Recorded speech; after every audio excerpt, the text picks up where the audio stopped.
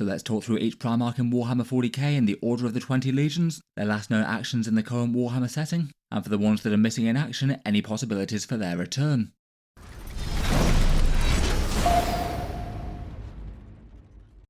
Hello and welcome back to Allspecs Tactics, where today we're talking Primarchs, and in this video I thought we'd go through each one of the legions, talk about their Primarch, and either what happened to bring them back to the current Warhammer 40k setting, or what caused them to go missing in the first place, and any hints and chances for their return. It's a pretty big subject for the vast amount of lore behind these guys, so feel free to point out any hints, teasers or theories I've missed down in the comments below. I'm sure there'll be plenty.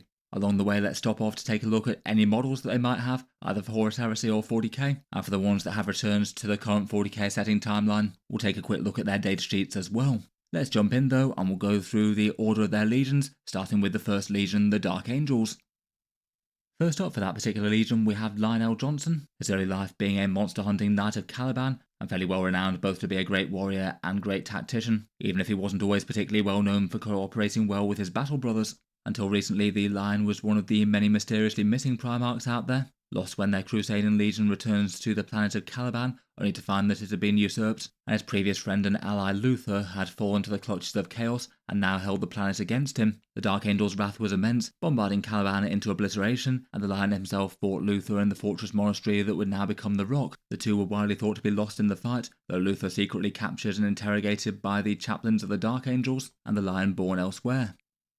As we know, he's currently returned to the Warhammer 40k setting, and is the most recent lawless Primarch to have done so at this point. Previous Dark Angels codexes had clarified that he'd been kept safe in the Rock by the Watchers in the Dark for many millennia, his wounds long since healed, and he now was sleeping, and apparently would awaken when the Dark Angels were in their greatest need. It feels like we didn't necessarily get any sort of inciting event for him actually waking up in the first place. His return is covered in the Lion the Son of the Forest, in which he fought independently of his chapter, building a small army of redeemed fallen and fighting against local chaos warlords, creating a small region of space against the darkness in the Imperium Nihilus called the Lion Protectorate. He was then discovered by Dante, who brought him back to his chapter during the events of the Arcs of Omen, fighting alongside the Dark Angels against Vashtor and their hellish forge world of rebuilt Caliban. In that conflict, fighting directly against Angron summoned in to keep him busy, which he did triumph against, but at the cost of the Dark Angels being driven back. It certainly did seem to be an hour of great need for the Dark Angels, so maybe that's why he returned. Though perhaps did feel a bit odd that we hadn't really learnt more about his long slumber.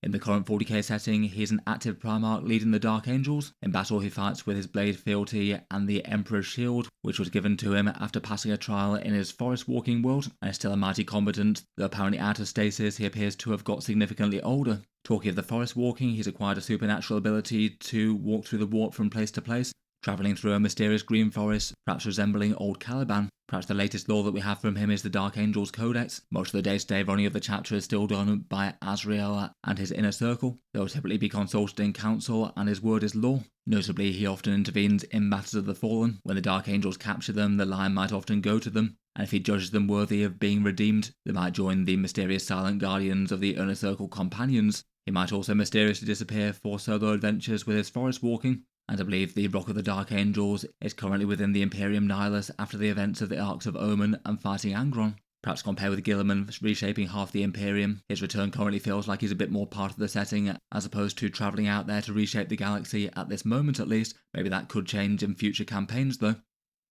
For his miniatures, he both has his current 40k one, flanked by the Watchers in the Dark, generally a well-enjoyed model with distinguished looking features, perhaps one of Games Workshop's better bare head sculpts there. And he also has his Heresy era model here, cast in expensive Forge World resin like the rest, with the option for a scenic base fighting against Night Lords.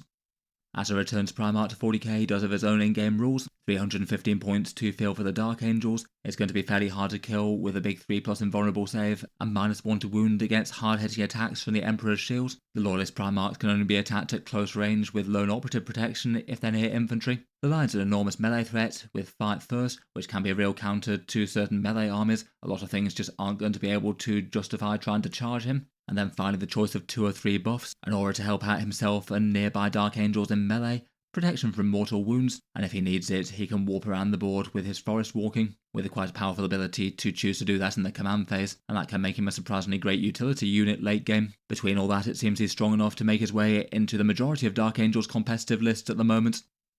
The identity of the Primarch and their legion for the second legion of the 40k Space Marines is unknown. This one's long since been one of the enduring mysteries of Warhammer 40k, and seems odds on to be kept so by Games Workshop as one of the things that makes the 40k backstory a bit deeper and room for the unknown and fan theory. There's a fair few small hints and mentions of the Primarchs and their legions being missing over the Horus Heresy series, but generally just very light touch remarks in passing, perhaps overall adding up to the Emperor choosing to destroy them for some transgression unknown in the past. Perhaps some sort of mutations and failure of gene seeds, or some transgression that caused the Legion and their Primarchs to meet their ends. I think they generally refer to the Primarchs as gone as opposed to absolutely 100% confirmed dead in any one specific way, but it seems kind of unlikely that they'd be allowed to stay alive if the Emperors destroyed their legions, though I guess maybe couldn't be 100% out of the question. They could have been kept in stasis somewhere completely secret and not discovered during the Horus Heresy or something. Certainly feels like a lore point Games Workshop could return to if Games Workshop wanted to dig into it and do something big for Warhammer 40k. Though I can't help but feel like if they did so, it'd be kind of badly received. People quite like these areas of mystery and depth to 40k, and explaining every single thing out of the great unknown would likely do more to undermine the setting than to help it. I presume that the Primarchs would generally know the former identities of them, as they would have been their contemporaries during the Great Crusade. The Loyalists might still keep it secret out of respect to the Emperor, though it seems hard to imagine that the Demon Primarchs wouldn't just talk about them openly now. Next up, and for the third legion, the Emperor's Children, we have Fulgrim, and he's certainly been a Primarch under a lot of scrutiny recently, originally being a rather prideful and perfectionist warrior noble from his home planet, perhaps with a fair few character flaws that made him easy prey for the corruption of Slaanesh from the start, though certainly not helped out by demonic exposure via the Leia Blaze. Fulgrim joined Horus and the traitors at the Isfahan drop site massacre, fighting against Ferrus Manus, and under the corruption of the Leia Blades slew his erstwhile friends. Post-heresy, he was also the one who eventually put Roboute Guilliman out of action as well, fatally wounding him and causing him to be put in stasis for all the millennia. Again, as we know, Fulgrim's one of the Primarchs that's recently returned to the Warhammer 40k setting, though in the time since injuring Guilliman he has been largely absent from narratives post-heresy, most believing that he's basically been amusing himself in his various depraved ways on a pleasure planet, and only occasionally making a few appearances in the intervening millennia, including being ambushed and banished back to the warp by the Dreadnought Rylanor's virus bomb. In the current 40k setting, he is still the twisted half-snake wings demon thing that he was transformed into during the Horus Heresy, fighting with a whole variety of different weapons that might warp and shift as takes his fancy. One of the ones on his miniature does seem to resemble the previously broken fire blades that Ferrus Manus gave him. According to his more recent lore since his return, he hasn't necessarily been entirely inactive during that period, but has more tended to help out in specific smaller scale conflicts as opposed to leading his legion in great united campaigns of conquest, more capriciously turning up to aid or observe his sons taking to the fight, when the mood takes him taking command and providing masterful insight and battlefield tactics, or at other times choosing to ignore any sort of unified strategy and just literally test out his combat might, throwing himself in the enemy to best the enemy's champions one by one and humiliate the best of the enemies for the Dark Prince. The most recent and detailed specific example of him being active in the 41st millennium is a novel by Jude Reed that had him lead his sons to capture Crucible, an industrial world held by the Black Templars near the Great Rift. Though it sounds like as much as breaking the Fortress world, he was also using it as an excuse to test and mess with his sons.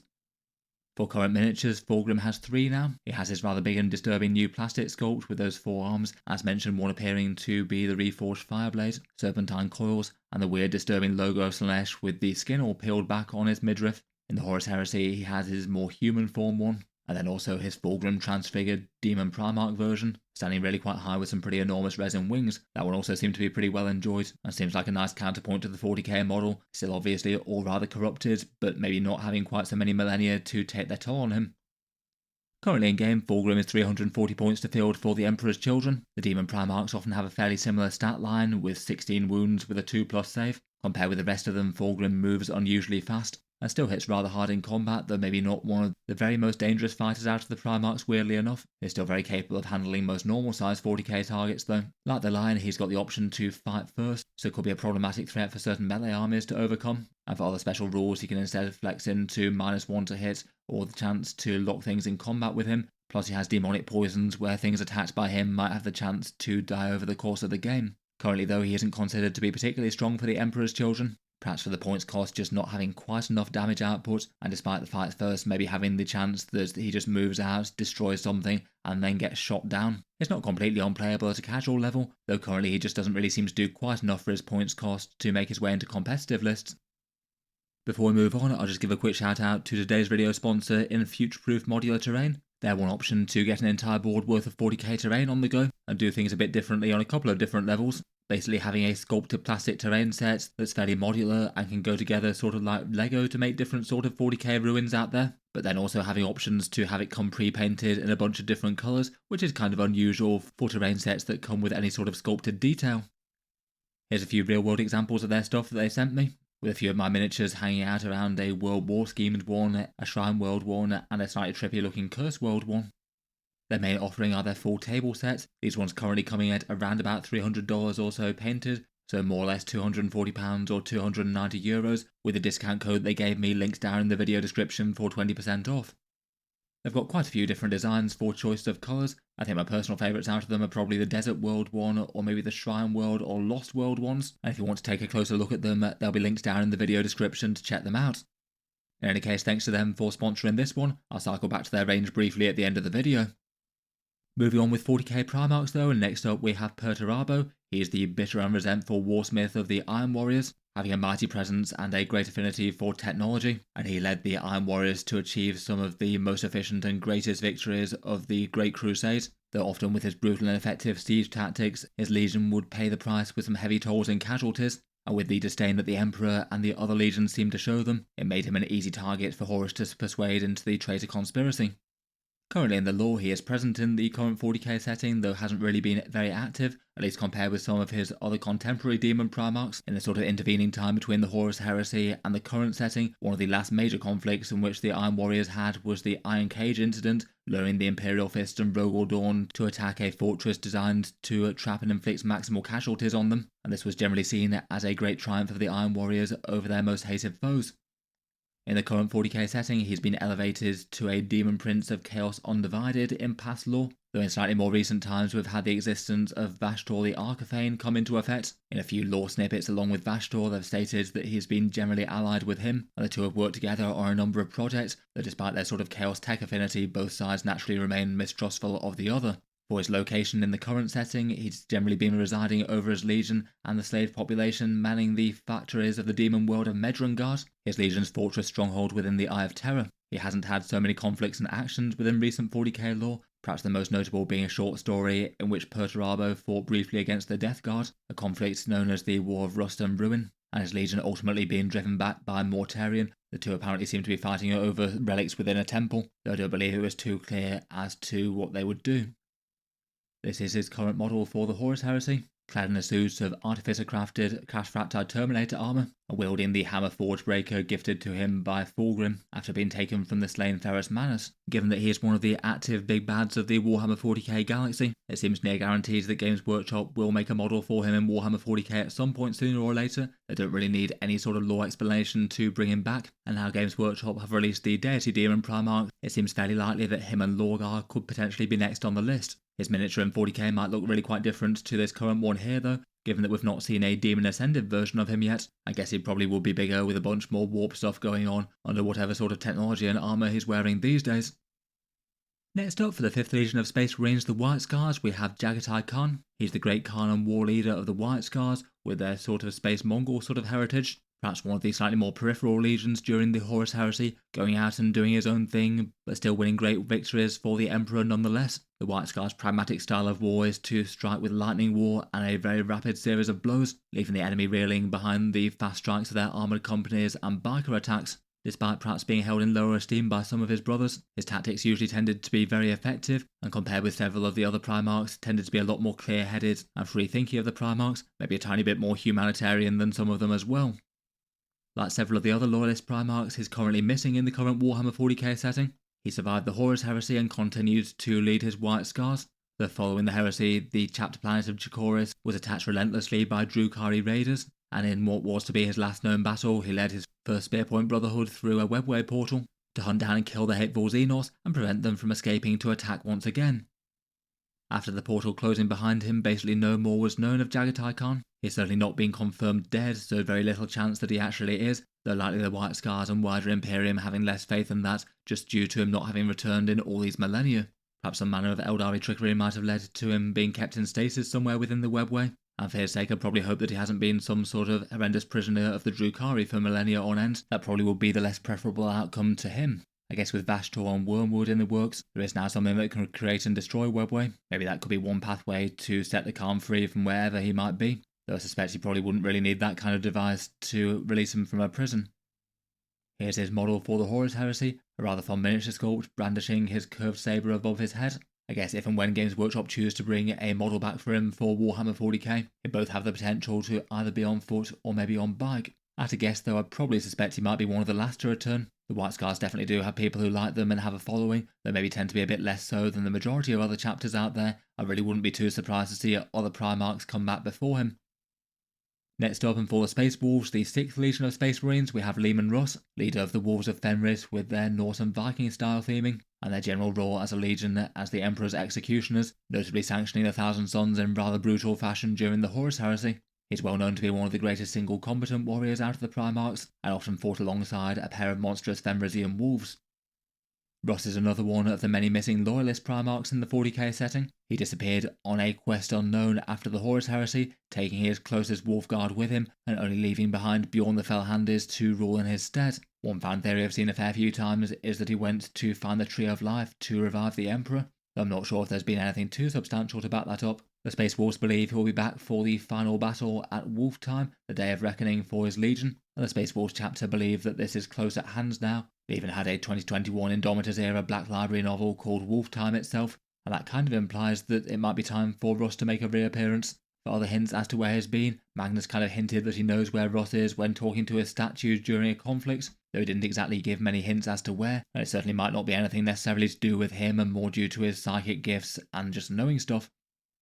Narratively, it just means that there's quite a lot that Games Workshop could write as to what Leman Russ has been doing and where he's been over the millennia. As with quite a lot of the Loyalist Primarchs though, I feel like you need quite a good excuse for why he hasn't returned to the fight and rejoined his chapter, particularly in the face of all the very major threats they've fought against since. For the odds of him returning though, he perhaps seems to be the single most likely Primarch, at least on paper. Games Workshop have just given the Space Wolves really quite a big effort refresh, and even before that, they're one of the few chapters that actually has a range associated with them, and a Primarch that isn't confirmed lore dead like Sanguinius. Just from an on-paper business decision as to what might appeal most from Games Workshop, Leman Russ does seem like he's one of the next most logical choices. Some people also speculated that one of the stratagems in the Space Wolf Codex might relate to him, as there's one that references friendly monster units being excluded from it. If he came back into the game, he would likely have the monster keyword, though in reality it's not necessarily a smoking gun, as there are other similarly worded stratagems that don't necessarily always make sense for their armies like that. This one's his current Heresy era model, presumably charging into the enemy with axe and sword there. It'll be interesting to see how he gets reinterpreted for Warhammer 40k when his new model does eventually happen. Next up, for the 7th Legion of the Imperial Fist, we have Rogal Dorn. He is a stern and mighty strategist commander of the Imperium, and in particular is a masterful defensive war expert, the Praetorian of Holy Terror itself, taking loyalty to the Emperor to the next level above most of his brothers, and is particularly notable for commanding the defence of the Sol System and Terra during the Siege of Terror against all the might of the traitor legions. In the final hours of the Horus Heresy, he warped aboard the Vengeful Spirit along with the Emperor and Sanguinius, and endured the brutal trials and temptations of Khorne while doing so. As with the previous two Loyalist Primarchs, he's currently missing, perhaps presumed dead by many. Compared with Jaghatai Khan and Leman Russ that basically went off on missions of their own, he was lost in more dire circumstances, the last surviving of his Loyalist Primarch brothers, and was leading an Imperial fleet that engaged a Chaos force of vastly greater numbers as a desperate effort to win the day, teleporting aboard the bridge of the Chaos flagship to fight the Black Legion that he found there. Previous older lore had him that he was actually outright slain here, and his body was recovered after, but it seemed that Games Workshop did a bit of a retcon there, rather than saying that they recovered his body, instead just merely saying they'd recovered his gauntleted fist, and that since became a relic of the chapter, with the chapter masters engraving their names on the bones, as he was basically being swarmed by massive amounts of Chaos Space Marines at the time. It's not surprising that he is probably presumed dead, and it also seems that this had been foreseen by Konrad Curze, who with his prophetic visions believed him to be dead as well. Seeing as the death happened off camera though, and there's now no body, there's every chance that he has survived or was taken captive somehow, and it also seemed to be implied by Vulkan when he reappeared briefly in the War of the Beast that Rogal Dorn still yet lived, as he seems to plan to speak to him at some stage in the future.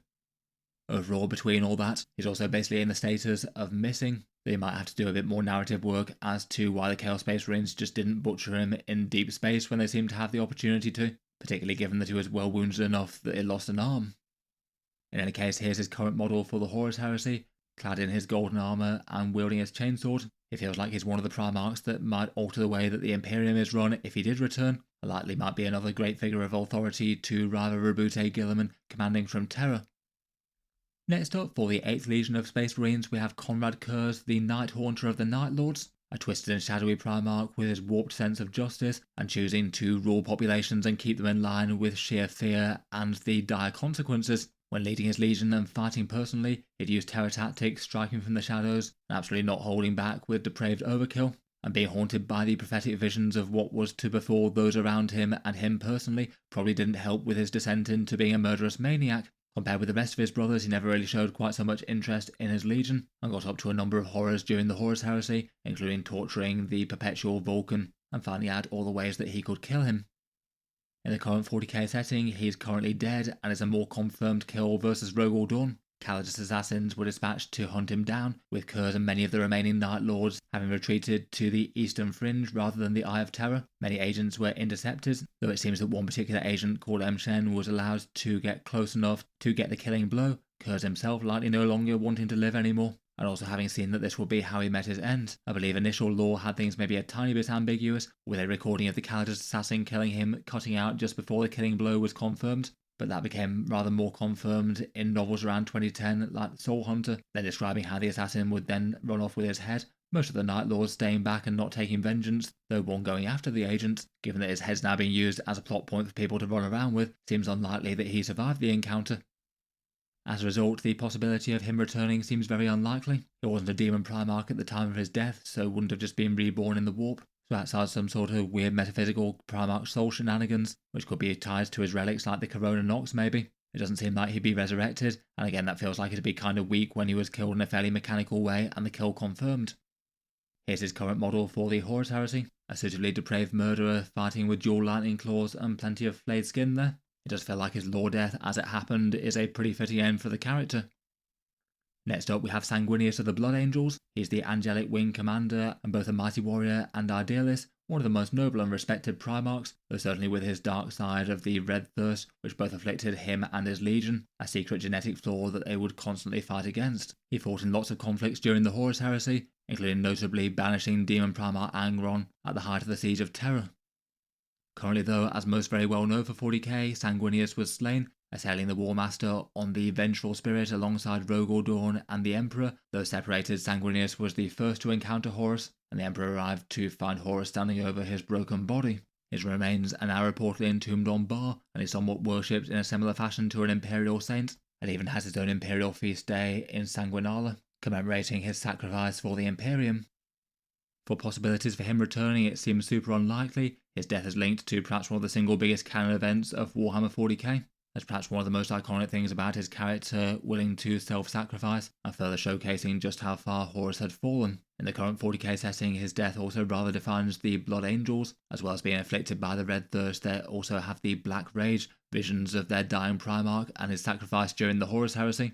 So if he just turned up again, that would undo one of the more interesting aspects about the Blood Angels. Obviously, his physical form has been slain, and if there was going to be some sort of unlikely reincarnation, it would probably have to be some sort of warp and Primarch soul shenanigans. Some in the setting believe that the Sanguinor might be an incarnation of his spirit, manifested by the collective will of the chapter and belief in him, though it doesn't really look like they've gone the way of trying to make the Sanguinor a direct reincarnation of the Primarch. He's just had a new model which is very much normal Space Marine size, and that's not the only myth and theory about the identity of the Sanguinor. It's kind of an interesting one when talking about his revival, as to clearly be very narratively unpopular, though I strongly suspect that if Games Workshop released a nice looking new plastic Sanguinius, it'd be an absolutely ridiculously popular model. For his current Heresy era sculpt, it has him rather diving through the air with spear outstretched, able to be put on a scenic base with a cornate demon, or have him modelled individually. It is quite fun having a Primarch with actual literal angel wings. Next up, for the 10th Legion of Space Marines, we have Ferrus Manus of the Iron Hands. He was a technologically gifted Primarch, able to create great feats of metalwork with his hands coated in the necrodermis, and as a result able to handle molten metal and shape it to his will without the need for gloves or tools. Like his Legion, he was capable of being very calculating and roused to great wrath when angry, though it's perhaps one of the lesser explored Primarchs character-wise given what happened to him. Currently, as with Sanguinius, we know that Ferrus Manus is very much dead, slain by his traitor brother Fulgrim at the Isfahan drop site massacre, a Primarch who he was previously great friends with. Fulgrim hesitating at the last second, though the demon blade that he wielded giving him the last nudge to get the job done. Ferrus Manus was beheaded, and I believe his head gifted to the War Master by Demon Fulgrim after the Isfahan drop site massacre.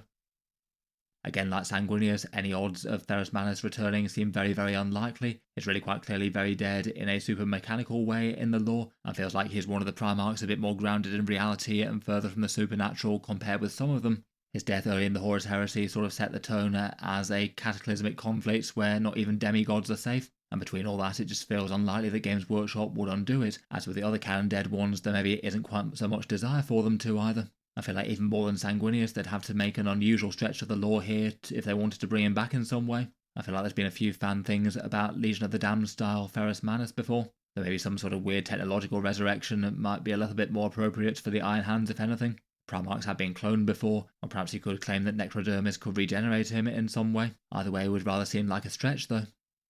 In any case though, here's his current Heresy era model, wielding the hammer Forgebreaker that Fulgrim gave to him, and presumably fighting at the Isfahan drop site massacre with slain Iron Hands and Emperor's children lying around him. We already mentioned the lost 11th Legion, so onto the 12th Legion and its Angron of the World Eaters. Angron starting life as an imprisoned gladiator who led an uprising against his planet's masters, the Emperor arriving in time to potentially save him, though also and probably in very bad decision making forbade him from rejoining the fight, saving his previous friends or getting retribution for them, which kind of understandably made him resent the Emperor, and the butcher's nails that he'd been implanted with heightened his aggression and made him particularly easy for Khorne to corrupt.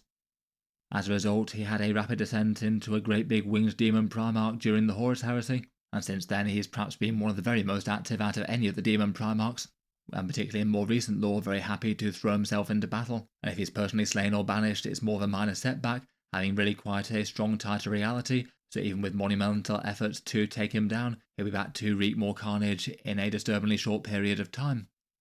In the intervening years, one of his biggest conflicts was the First War for Armageddon, needing a company of Grey Knights to take him down. In the more recent Indomitus era, they had lore about him attacking the Sanctic Choral engine in the Imperium Nihilus that was aimed to be a mini Astronomicon that had been reignited by an Inquisitor. Angron was able to break that and use its sacrifice as a great boost to Khorne, unleashing a tide of murder lust that caused great sections of the galaxy to fall on their friends in a tide of bloodshed. In the Arcs of Omen campaign, he was summoned to fight Lionel Johnson on Vashtor's reconstructed world of Caliban. Ultimately there he was defeated by the Lion, but fought him to a standstill after slaying most of Dante's sanguinary guard, and might have been part of the deciding force that meant that the Loyalists didn't win the day overall and had to retreat. And then more recently has also been active in the Fourth War for Armageddon as well, appearing on the planet to lead the chaos against the Imperium, with the Grey Knights arriving very specifically to counter him, first setting a trap for him and luring into a haloed circle and blasting him back to the warp with a bunch of vortex missiles, and then when he very rapidly re-emerged through a great warp gate, needing the sacrifice of the Grand Master and a Dread Knight to basically pull him back through the warp as the Grey Knights closed the portal. I'm sure he'll be back to cause more carnage in the not too distant future.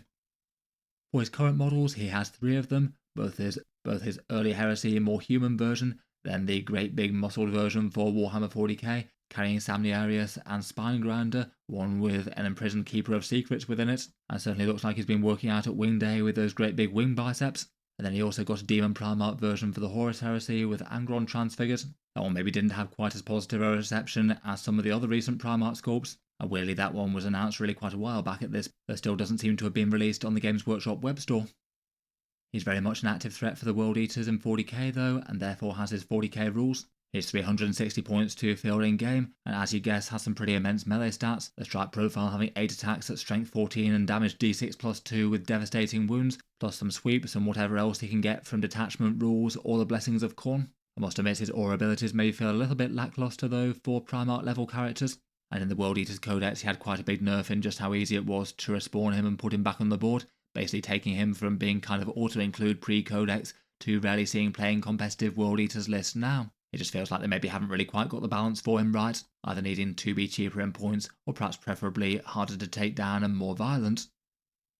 For the 13th Legion of Space Marines, we have Roboute Guilliman of the Ultramarines, and certainly perhaps one of the most notable overachievers out of the Primarchs, his legion winning an absolutely enormous amount of victories, particularly in the Galactic South around present-day Ultramar during the Great Crusade, and Guilliman himself having the reputation as a second-to-none tactician and statesman. Horus and the traitor legions aiming not to have to fight the might of the Ultramarines head-on, at least until they took Terra. In the era after the Horus heresy, Guilliman took a particularly leading role during the Scouring, tirelessly fighting on many different fronts, and also was the author of the Codex Astartes and laying down the rules for Space Marine chapters after the Horus heresy, with no one man able to command the entire might of a Space Marine legion. On one of these campaigns he had to confront his Demon Primarch brother Fulgrim, and perhaps unwisely engaging his brother in single combat, as Fulgrim was able to put him out of action, essentially fatally wounding him and causing him to be put in stasis for millennia, unable to be revived until the events of the Gathering Storm, with the Inari Eldar, with the help of their god of the dead, were able to revive him back to life, and as a result, Guilliman was able to hold the Imperium and stop Abaddon the Despoiler from directly taking Terra. As a result, in the Indomitus era, he's been rather busy. He led the Terran Crusade and the Indomitus Crusades, travelling around to the various Space Marine chapters out there and reinforcing them with the new Primaris Marines developed by Belisarius Corps. He's seen action at a whole bunch of different fronts. He fought the Silent King's forces in the Pariah Nexus in the last novel of the Dawn of Fire series.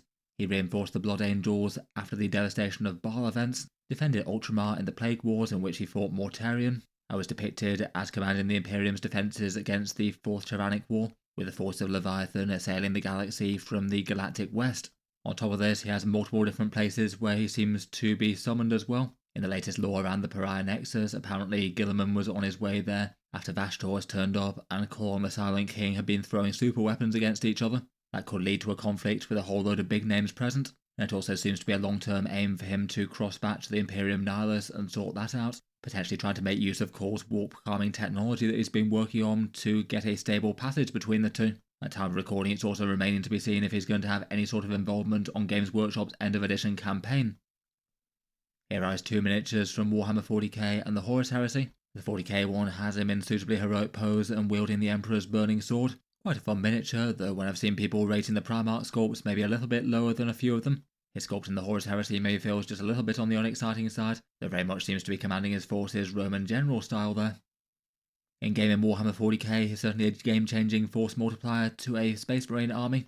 340 points and having the sort of 10 wound Lawless Primarch stat line. He's hard to damage with a lone operative near infantry nearby, and if the opponent does get close enough to lay him low, there's a good chance he stands back up again thanks to the Armour of Fate. He's got plenty of might in melee, as you'd guess, though a huge amount of his power comes from his command abilities, allowing you to basically mark two different targets for Oath of Moment, so you can get big damage against one target and then move on to another later in the turn if you manage to destroy the first. As well as that, he also has discounted stratagems for units within 12 inches, which can be quite nice to get some cheaper stratagems on some seriously powerful models, including him. Overall, he's certainly a very competitive Ultramarines model, and does make it into some of the strongest Space Marine armies around.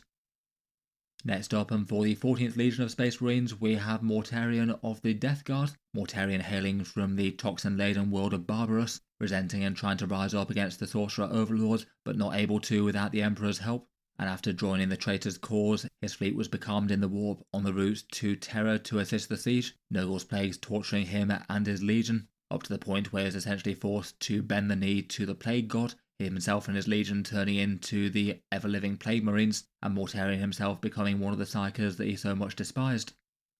Currently, he's very much present and active in the current Warhammer 40k setting, though again, like several of the other Demon Primarchs, he seemed to undergo a long period of isolation. He had inhabited the Plague planets deep in the Eye of Terror for millennia, keeping in control of his legion and sending out forces to assail the Cadian Gates, though not generally trying to lead those armies quite so much personally. For his more recent feats and conflicts towards the end of the 41st millennium, he slew the previous Supreme Grand Master of the Grey Knights, only to be rather embarrassed by Caldor Drago, who fought his way through his Plague Marines, bested the Demon Primarch in close combat, then proceeded to carve the name of that slain Grand Master onto his heart, Mortarion being unable to manifest in real space for some time after that. Otherwise, as mentioned a second ago, he fought against Perturabo in the War of Rust and Ruin, Mortarion winning the fight and laying claim to some mysterious relics out of a temple, and perhaps most notably recently, he fought in the Plague Wars against Ultramar and Roboute Guilliman, Mortarion seeking to transform Guilliman's perfect realm into an extension of Nurgle's garden, initially seeing a lot of success and overrunning quite a lot of the sector, though Guilliman himself returns to the fight, and after several campaigns engaged Mortarion in single combat, Mortarion perhaps having the upper hand, though Guilliman basically acted as a conduit for the Emperor's will and fought within the very Garden of Nurgle within the warp itself, the Emperor burning down a good chunk of it, which probably didn't have Nurgle so very happy at his most favoured son. Following this, Nurgle's priorities were to countering his fellow deities in the War in the Rift, perhaps Mortarion regaining some favour there by banishing Kabander, the bloodthirster of Khorne. It does seem like the dour and resilient Primarch of the Death Guard has had some pretty mixed success recently.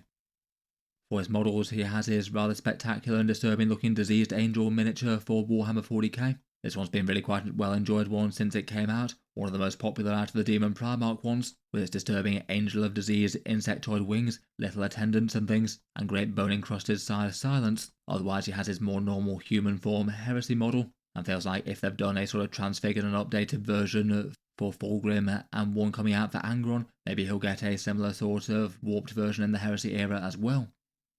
In game he can certainly be a scary diseased heart to a Death Guard army. He does cost quite a lot of points though. 380 points gets you an unusually tough Demon Primarch. Toughness 12 with 16 wounds and a 5+ feel no pain makes him far harder to kill than his brothers, though he does move a little slower. He's got plenty of damage threat in melee, can melt some infantry with psychic powers at range with his Rotwind, causes things nearby to die with mortal wounds from this Host of Plague special rule after he moves, and then finally has 3 fairly powerful reactive abilities. Things like reactive moves, fights on death, or return fire can all be pretty big. Overall he feels at least fairly well balanced for the Death Guard. Some lists absolutely do make good use of him, though plenty don't. He's maybe a little bit on the niche side at a competitive level, though certainly doesn't feel like he's overly weak for his points cost to me.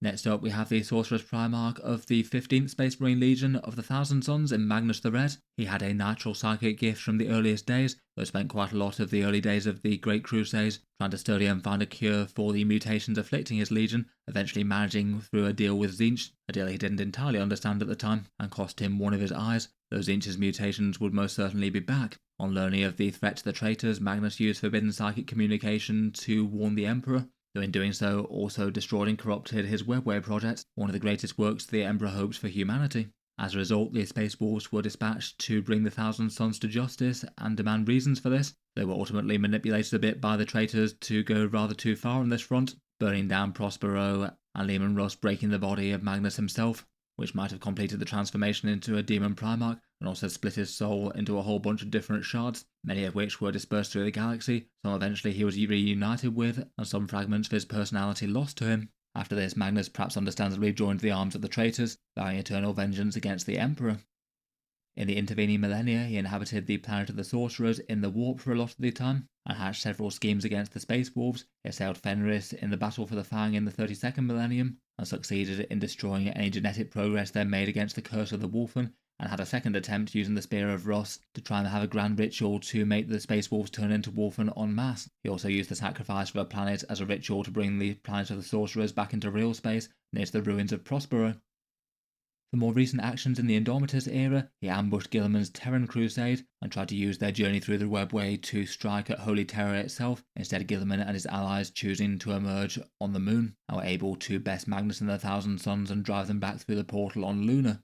Otherwise, for some of his other major actions, he's led assaults on the Stygia sector to try and carve out a domain of real space for Tzeentch. The Chaos Gods have quite a lot more grip on this after the opening of the Great Rift, and during the events of the Psyche Awakening, he works to create a great psychic beacon to speed up the generation of Psychers in the nearby sector and draw them to the world of Sortiarius, either to bolster his ranks or be used as psychic chattel for great rituals. The Grey Knights and Dark Angels worked to counter this though, and a force including Caldor Drago, Lazarus and Stern were able to destroy this.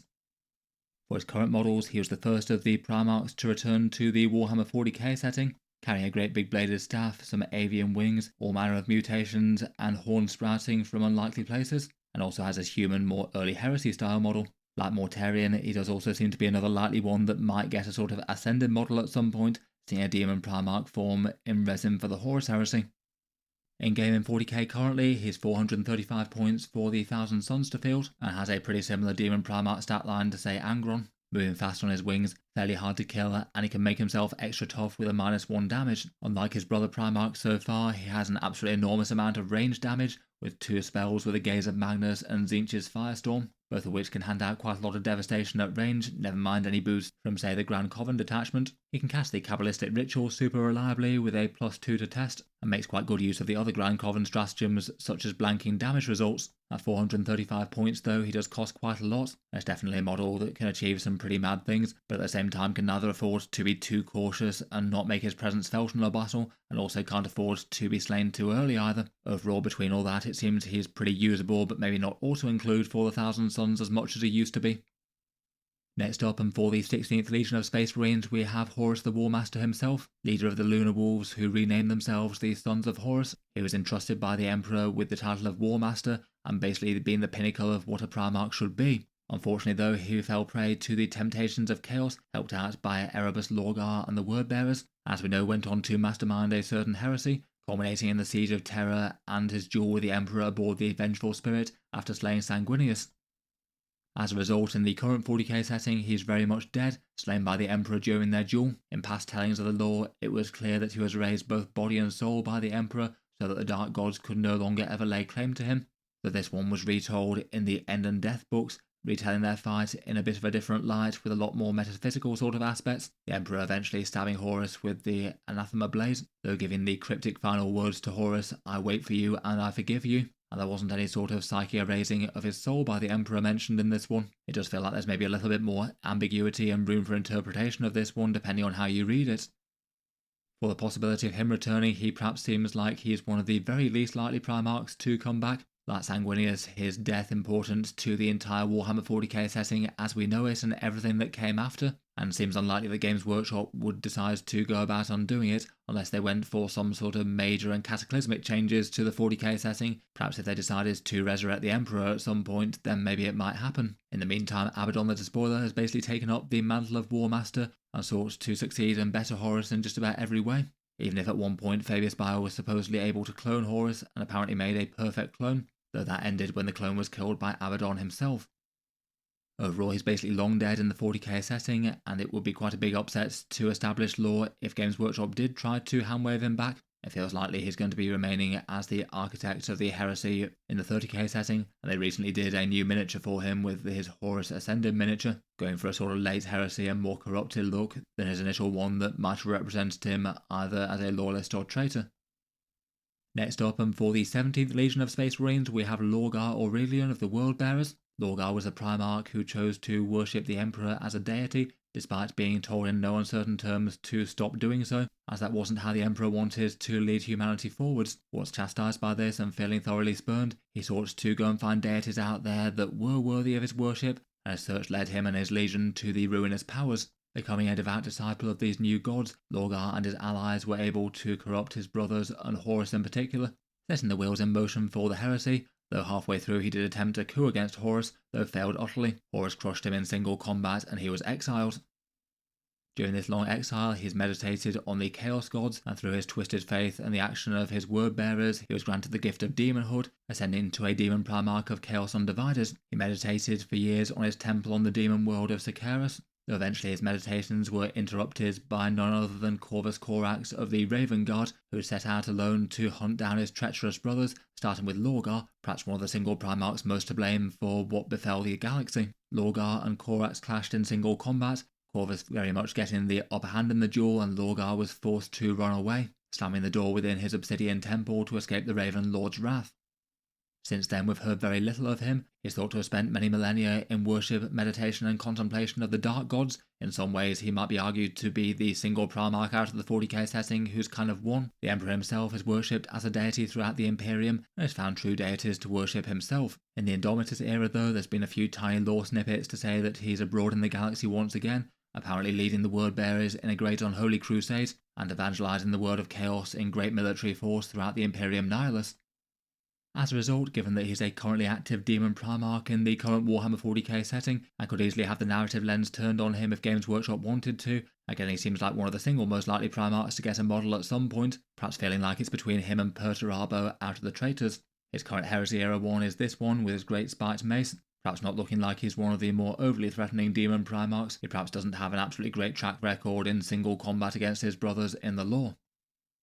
Next up, and for the 18th Legion of Space Marines, we have Vulkan, the mighty leader of the Salamanders and one of the most formidably strong single combatants out of the Primarchs, having jet black skin and burning red eyes, his wrath and fury being absolutely incredible when roused, annihilating his enemies with all the fury of the dragon, though conversely is also known to be one of the more empathetic and humanitarian of the Primarchs, actually caring about individual lives for their own sake, as well as just their galactic relevance. Vulkan was also found to be a perpetual during the Isfahan drop site massacre, surviving an enormous orbital strike from the Iron Warriors that should have killed him. For some time during the Horus heresy, this perhaps worked to his disadvantage though, being imprisoned by Curze, who found many painful ways to end his life. He was able to escape Curze's clutches though. I was present in the Imperial throne room at the Siege of Terror, ready to use the kill switch that could destroy Imperium and traitors alike. As an undying perpetual who hasn't been killed in some sort of more permanent way in the lore that we know of, Vulkan's very much assumed to be missing rather than dead. It seems there's a few very slightly conflicting accounts, but around 1,000 years after the Horus heresy, he left the Salamanders for destinations unknown, having previously set them a great task, hiding 9 treasure artifacts around the galaxy for them to find and recover, giving clues to their location in the Tome of Fire, a task that's now entrusted to be pursued by the Forge Father Vulkan Heston. Over the millennia, 5 out of the 9 artifacts have been recovered, and apparently Vulkan will return when they all are. Vulkan did, however, make a reappearance during the War of the Beast, in somewhere around the 32nd millennium, I believe, fighting with the Imperial forces to overcome perhaps one of the greatest and scariest Orc warlords to ever beset the galaxy, and being lost in the cataclysmic explosion at the climax of it. Given that he is undying under any normal circumstances though, generally means that he'll have survived, and presumably is in hiding or exile somewhere. I feel like people often seem to imagine Vulkan having a peaceful existence on some backwater planet, more exile of his own design than being forced to be like the others, though I guess that's not necessarily the case. Out of the remaining Loyalist Primarchs though, it looks like out of fan demand for him to return, he's one of the very most sought after by people. We've done some polls and votes and things on the past, he's generally been right at the top, rivaling Leman Russ for the 2 different Primarchs that people would most want to see back. He is quite a cool figure from the lore, and has a pretty fun aesthetic. Here's his Heresy era model, holding his great hammer aloft. I feel like the Salamander's fiery aesthetics and colour scheme will be pretty epic to see redone in a 40k model when Games Workshop eventually gets round to it.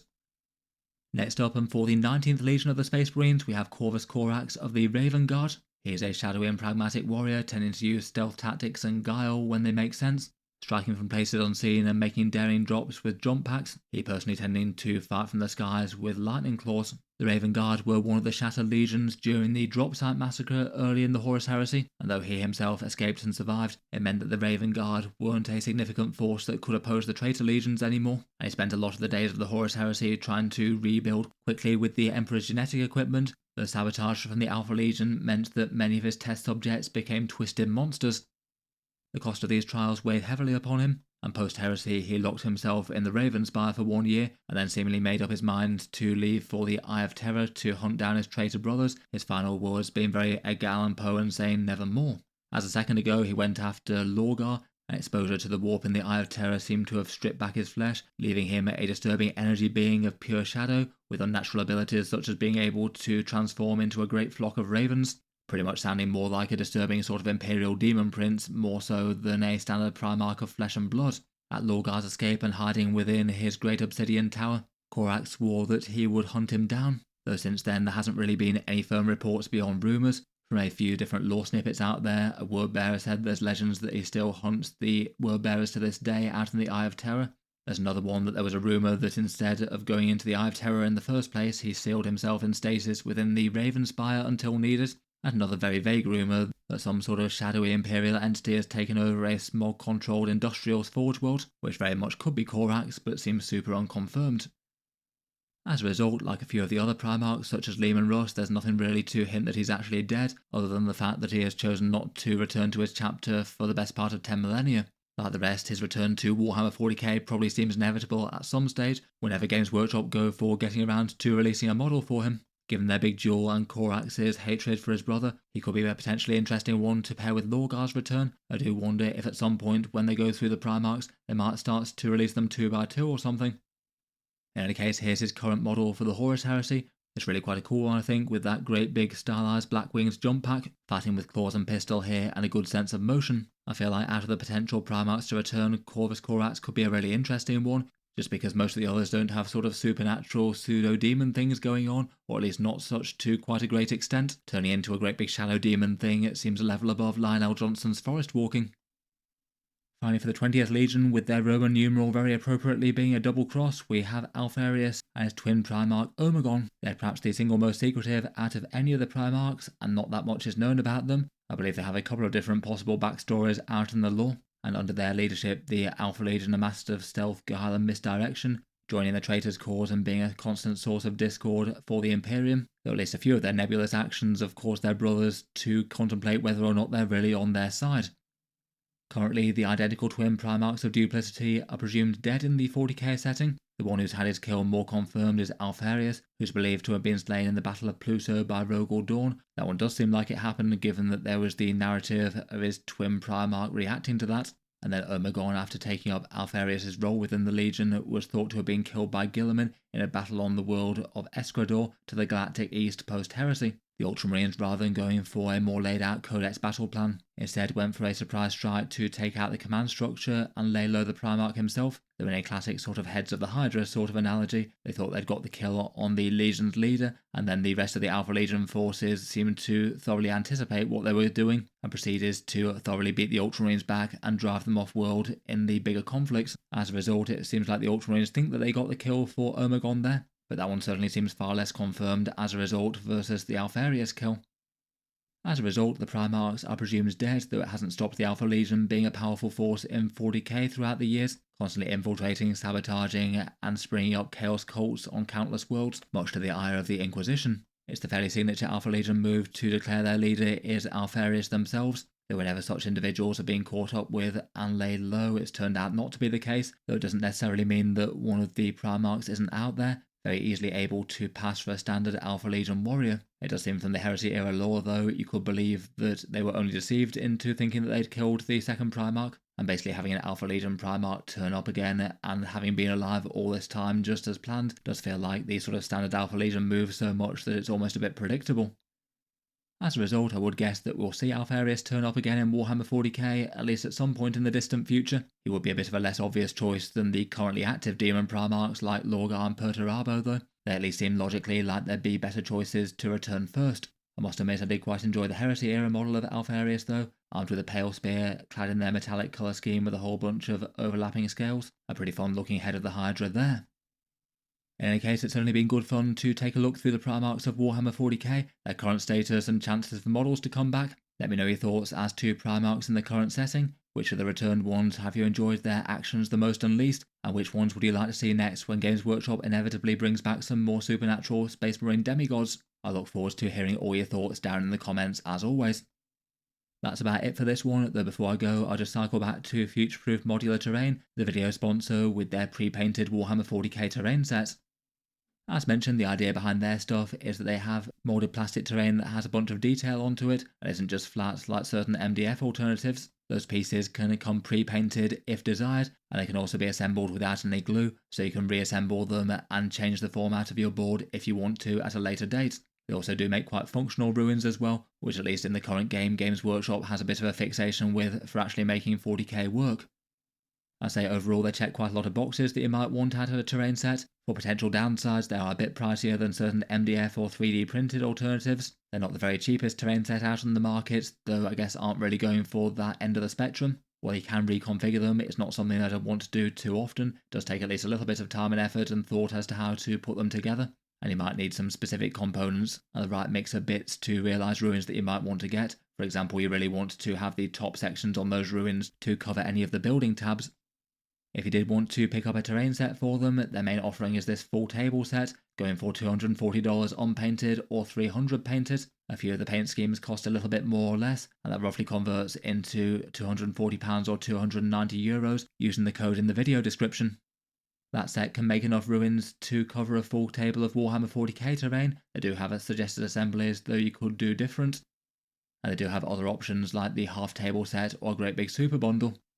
They've got lots of different choices for how it can come painted, schemes aiming to be desert worlds and royal worlds, sort of sandbagged world war worlds, which is a fun idea I think, and overgrown lost worlds. You can give them a different sort of theme for the different ways that they're painted. In any case, thanks to them for sponsoring this one. Feel free to check them out, links down in the video description if you would like to take a look over their stuff.